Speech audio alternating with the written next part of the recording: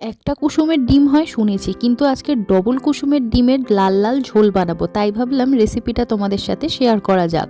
তো দেখো, ডিম আর আলুটা প্রথমে সিদ্ধ করে নিয়েছি। এবার নুন হলুদ মাখিয়ে কড়াই সর্ষের তেল দেবো, তার সাথে দিয়ে দেবো আর একটু সামান্য নুন, যাতে ডিমগুলো কড়ায় আটকে না যায়।